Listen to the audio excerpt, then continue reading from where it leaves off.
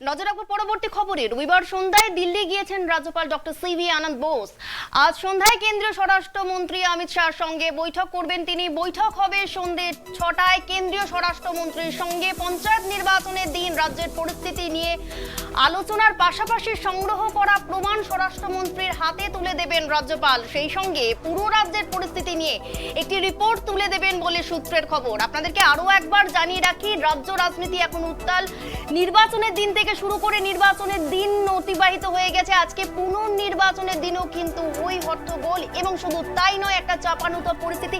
এই পরিস্থিতি নিয়ে সন্ধ্যায় স্বরাষ্ট্রমন্ত্রীর সঙ্গে বৈঠকে বসতে চলেছেন রাজ্যপাল ডক্টর সিভি আনন্দ বোস। আমরা এই বিষয়ে বিস্তারিত জানবো। আমাদের সঙ্গে টেলিফোন লাইনে সংযুক্ত হয়েছেন আমাদের প্রতিনিধি রাজীব দত্ত। রাজীব, কি বিস্তারিত কি আপডেট আছে তোমার কাছে? দেখো, প্রথমেই বলি, রাজ্যপাল ডক্টর সিভি আনন্দ বোস এবং কেন্দ্রীয় স্বরাষ্ট্রমন্ত্রী অমিত শাহের বৈঠক হবে সন্ধ্যে ৬টা থেকে ৬:৩০ নাগাদ। এখনো পর্যন্ত যা খবর, মূলত জানো যে ডক্টর বোস তিনি কেন্দ্রীয় মন্ত্রী স্বরাষ্ট্রমন্ত্রী অমিত শাহকে রাজ্যের পরিস্থিতি নিয়ে একটি রিপোর্ট তুলে দেবেন।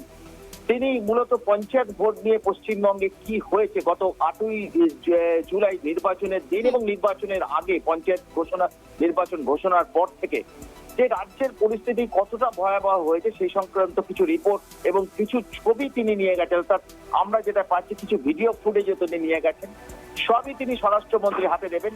যে রাজ্যের, এবং যেটা বারবার তিনি বলতে চেয়েছেন, রাজ্যের পরিস্থিতি অত্যন্ত খারাপ। এবং আজকেও জানো যে নির্বাচন, আজকে কিছু পুনর্নির্বাচন হচ্ছে 696টা বুথে, সেখানে অবস্থা মানে অত্যন্ত কিছু জায়গায় গোলমাল চলছে। এবং গত ৮ই জুলাই যেভাবে ভোটের দিন রাজ্য জুড়ে একদম পাহাড় থেকে সাগর সন্ত্রাস চলেছে বলে অভিযোগ রাজ্যপালের, সেই বিষয়গুলি তিনি বিস্তারিতভাবে যেমন তার প্রমাণ তুলে দেবেন, তার রিপোর্ট তুলে দেবেন এবং স্বরাষ্ট্রমন্ত্রীকে মানে নিজে মুখে ব্যাখ্যা করে শোনাবেন তার অভিজ্ঞতার কথা।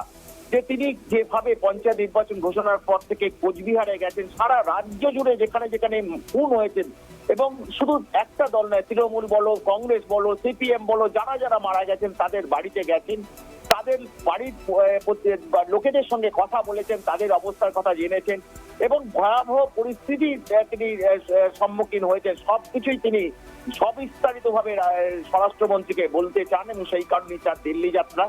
এবং জানো যে ঠিক নির্বাচনের আগের দিন তিনি রাজ্যের নির্বাচন কমিশনারকে তিনি সাবধান করেছিলেন যাতে কোনো মানুষ মানে মারা না যায় এবং তার জন্য যে কেন্দ্রীয় বাহিনীকে ব্যবহার করা যে এই বিষয়টাও বলবেন যে যেখানে তিনি স্বরাষ্ট্র মন্ত্রকের উদ্যোগে কেন্দ্রীয় বাহিনী রাজ্যে এলো, প্রায় ৬৬০ কোম্পানি কেন্দ্রীয় বাহিনী এসেছিল, কিন্তু তাদের মোতায়েন করা হয়নি, তাদের বুথে বুথে নিয়ে যাওয়া হয়নি।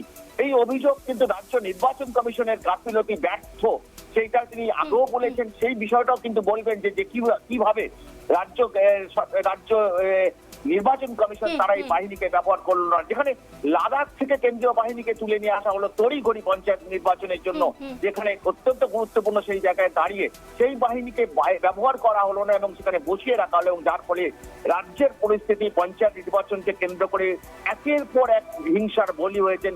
বহু জায়গায় মানুষ সেখানে খুন হয়েছেন, শুধু নয় নিজেদের মধ্যে সংঘর্ষ হয়েছে, ভোটাররা মারা গেছেন, ব্যালট বক্স পুড়িয়ে দেওয়ার অভিযোগ হয়েছে, ছাপ্পা ভোট হয়েছে। অর্থাৎ এই সমস্ত যদি ঘটতো না, যদি কেন্দ্রীয় বাহিনীকে ব্যবহার করা যেত, অর্থাৎ রাজ্য নির্বাচন কমিশন যে তারা কি ধরনের আচরণ করেছে এবং রাজ্য সরকারের ভূমিকা নিয়েও তিনি বিস্তারিতভাবে আজকে কেন্দ্রীয় স্বরাষ্ট্রমন্ত্রী অমিত শাহকে রিপোর্ট দেবেন। এবং পরবর্তী ক্ষেত্রে আমরা খবর পাচ্ছি যে তিনি রাষ্ট্রপতিকেও ঠিক এইভাবেই অভিযোগ করবেন যে রাজ্যের পরিস্থিতি নিয়ে, এবং তারপরেই কেন্দ্রীয় সরকার পরবর্তী পদক্ষেপ করবেন। কারণ যেভাবে বারবার ইতিমধ্যেই জানো যে নির্বাচনকে কেন্দ্র করে বিভিন্ন বিরোধী দলগুলো তারাও কিন্তু রাজ্যপালের কাছে অভিযোগ করেছেন, সেই অভিযোগ সম্বলিত স্মারকলিপিপত্রগুলো আছে, সেগুলো তিনি আজকে স্বরাষ্ট্রমন্ত্রীকে তুলে দেবেন এবং বিস্তারিতভাবে জানাবার পর পরবর্তী ক্ষেত্রে কেন্দ্রীয় সরকার কি পদক্ষেপ নেয় সেটাই দেখার।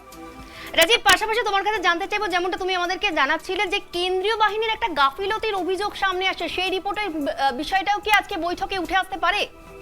অবশ্যই অবশ্যই। দেখো যে কেন্দ্রীয় বাহিনী যে তুলে আনতে হবে, মানে ৮২২ কোম্পানি কেন্দ্রীয় বাহিনী চাওয়া হয়েছিল, তার মধ্যে ৬৬০ কোম্পানি এসে গিয়েছিল, যেটা রাজ্য নির্বাচন কমিশন সেটা বলেছে। কিন্তু কেন্দ্রীয় বাহিনীর তরফ থেকে কিন্তু ডিআইজি বিএসএফ মানে তিনি গতকালই অভিযোগ করেছেন যে কেন্দ্রীয় বাহিনীকে বসিয়ে রাখা হয়েছে। তারা বারবার সেন্সিটিভ বুথ কোনগুলো সেগুলো চেয়েছিলেন, রাজ্য নির্বাচন কমিশন কোঅপারেশন করেনি। তাই আইজি বিএসএফ তিনি চিঠি দিয়ে রাজ্য নির্বাচন কমিশনের কাছে কমপ্লেন করেছিলেন যে আপনারা সহযোগিতা করছেন না। আমরা দেখলাম যখন লাদাখ থেকে লেহ থেকে যে বাহিনীটাকে আনা হলো, তাদের বসিয়ে রাখা হলো, তারা পানাগড় আর্মি বেসে বসে রইলেন। তাদের যে লজিস্টিক সাপোর্ট, সেই লজিস্টিক সাপোর্ট দেওয়া হয়নি, তাদের কেন্দ্রীয় তাদের বুথে বুথে পৌঁছে দেওয়ার ব্যবস্থা করা হয়নি। টোটালটাই একটা মানে সমন্বয়ের অভাব।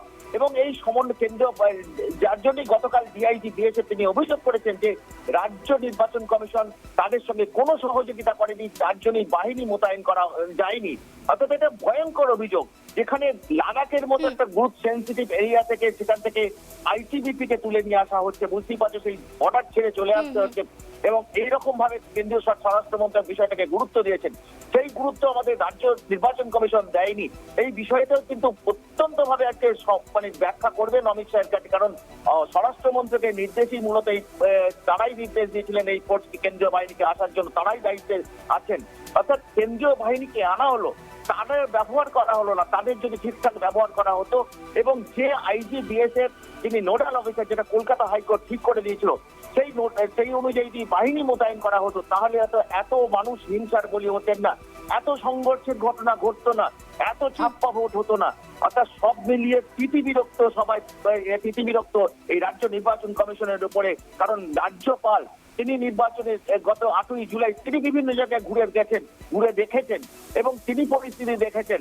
তিনি কদম্বগাছিতে গেছেন, যেখানে নির্দল প্রার্থী তার একজন সহকারী কর্মী তিনি খুন হয়ে গিয়েছেন।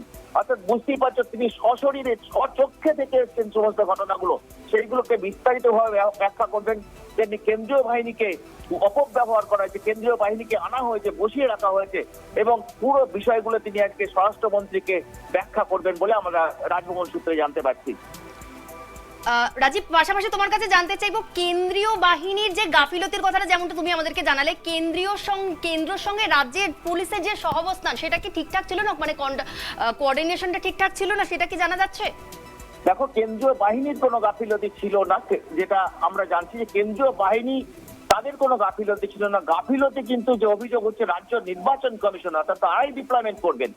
যিনি কলকাতা হাইকোর্ট স্পষ্টভাবে নির্দেশ দিয়েছিলেন যে আইজি বিএসএফ অর্থাৎ কেন্দ্রীয় বাহিনী তো বিভিন্ন ধরনের এসএসবি আছেন, তাদের ফোর্স আছে, আইটিবিপি আছে, তারপরে তোমার সিআরপিএফ আছে, বিএসএফ আছে, বিভিন্ন প্রায় 25টা রাজ্য থেকে পুলিশ আনতে হয়েছে, তারা আনা হয়েছে। তাদের সেই বাহিনীকে মোতায়েন করা আইজি বিএসএফ কে দায়িত্ব দিয়েছিল, তিনি নোডাল অফিসার ছিলেন, সেই দায়িত্ব দিয়েছিল কলকাতা হাইকোর্ট।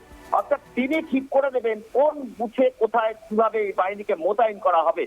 সেখানে একটা প্রথম আপত্তি হয়েছিল, জানো যে কেন্দ্রীয় বাহিনী মোতায়েন করতে গেলে কতগুলো নিয়ম কানুন আছে। অর্থাৎ কোন জায়গায় হাফ সেকশন ছাড়া নিয়ম করা যায়, সেখানে মোতায়েন করা যায় না। অর্থাৎ 4 জন, অর্থাৎ ফুল সেকশন মানে 8 জন বাহিনী থাকে, আর হাফ সেকশন মানে 4 জন। অর্থাৎ সেক্ষেত্রে সেই কেন্দ্রীয় বাহিনী মোতায়েনের যে নিয়ম কানুন, সেই নিয়ম কানুন মেনে একটা যে লিস্ট তালিকা, সেই তালিকা তৈরি করে দেওয়া হয়েছিল আইজি বিএসএফ এর পক্ষ থেকে, রাজ্য নির্বাচন কমিশনকে দেওয়া হয়েছিল কমিশনার। কিন্তু রাজ্য নির্বাচন কমিশন সেই বিষয়ে কোনো উদ্যোগ দেখায়নি, কোনো সমন্বয় করেননি। অর্থাৎ যার ফলে কিন্তু বাহিনী মোতায়েন নিয়ে অস্পষ্টতা থেকে যায় এবং দেখা যায় যে বাহিনী বিভিন্ন জেলায় গেলেও তারা কোথায় যাবেন সেই তাদের লজিস্টিক সাপোর্ট দেওয়া হয়নি বলেও অভিযোগ হয়েছে। তারপরে বুঝে নিয়ে যাওয়ার বিষয়টা, সেটা কিন্তু সংশ্লিষ্ট জেলা প্রশাসনের দায়িত্ব। অর্থাৎ জেলার যিনি পঞ্চায়েত রিটার্নিং অফিসার, তিনি জেলা শাসক, অর্থাৎ তার নির্দেশে যাবেন বাহিনী। অর্থাৎ বাহিনী মোতায়েন বুথে পৌঁছে দেওয়া, সেই বিষয়টা জেলা প্রশাসনকে করতে হবে।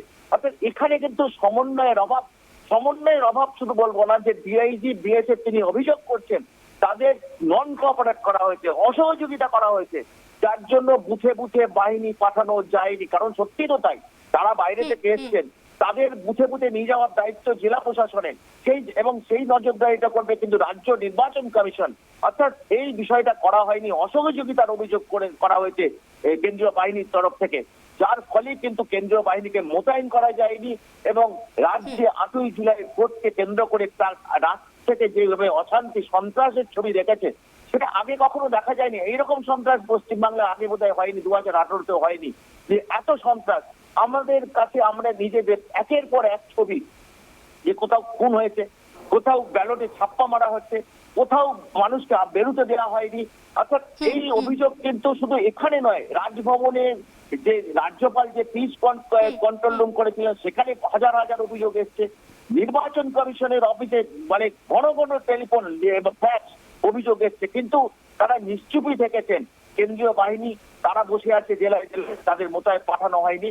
এবং যেখানে আমরা দেখেছি যে পুলিশ পাঠানো হচ্ছে, দেখছে যে মহিলা তিনি রাইফেল চালাতে জানেন না, AK-47 দিয়ে তাকে পাঠিয়ে দেওয়া হচ্ছে বুথ কেন্দ্রে, এবং এরকম একটা পরিস্থিতি তৈরি হয়েছে। এবং সমস্ত বিষয়গুলো কিন্তু এই যে মহিলারা যে যাদের হাতে রাইফেল ধরে AK-47 দেওয়া হয়, তারা কোনদিন ট্রেন নয়, তাদের একটা হাতে গাম তুলে দেওয়া হলো, সেটা ভয়ঙ্কর ঘটনা, গুলি চলে যেতে পারে, মারা যেতে পারে।